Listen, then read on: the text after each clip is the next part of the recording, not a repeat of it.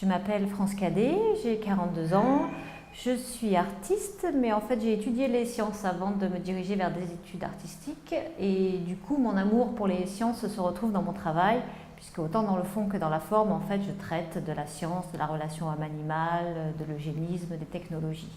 Alors l'exposition ici rassemble un certain nombre de pièces, certaines très récentes comme celle dans cette pièce ici, sur la relation en fait entre l'homme et le côté artificiel, en fait, entre le côté post-humain de l'homme, donc le côté artificiel et le côté vivant.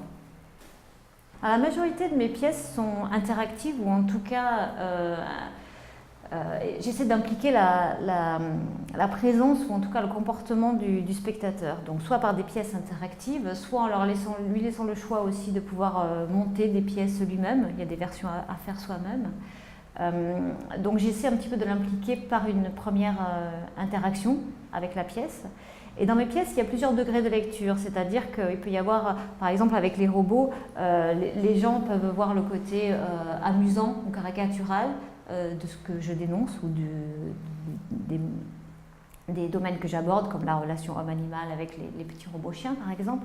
Mais il y a plusieurs degrés de lecture, c'est-à-dire qu'après quand on regarde les fiches signalétiques qui sont présentées ensemble ou les références auxquelles mes robots font référence justement, donc j'aborde là à ce moment-là des questions un petit peu plus pointues et tout le monde ne saisit pas forcément ces références-là, mais il y a plusieurs degrés de lecture. J'ai été depuis toute petite intéressée par la technologie, à savoir démonter mes premiers jouets pour savoir comment ils fonctionnaient. Donc à la fois comment la technologie fonctionne, mais aussi comment le corps fonctionne, puisqu'il y a une pièce qui fait référence, qui sont les anatoleçons. Donc ce sont des leçons de séduction, mais version anatomique en fait. Donc c'est peut-être une interprétation très personnelle, mais moi je trouve très poétique qu'en fait les sentiments amoureux par exemple sont dus à des protéines ou des hormones. Quand je parle de pièce, je pense à œuvre d'art en fait, une pièce, pas forcément... pour moi le robot est un objet dénué de tout sentiment, de tout...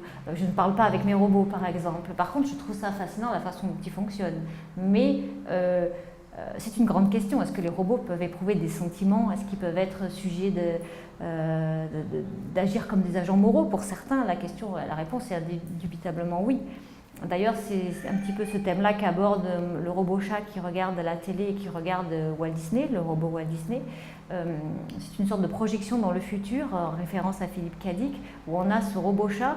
Donc, puisque ça devient un luxe de posséder un vrai animal de compagnie, donc les robots ont substitué les vrais animaux et donc ils cherchent à se divertir, ils regardent Walt Disney version robotique.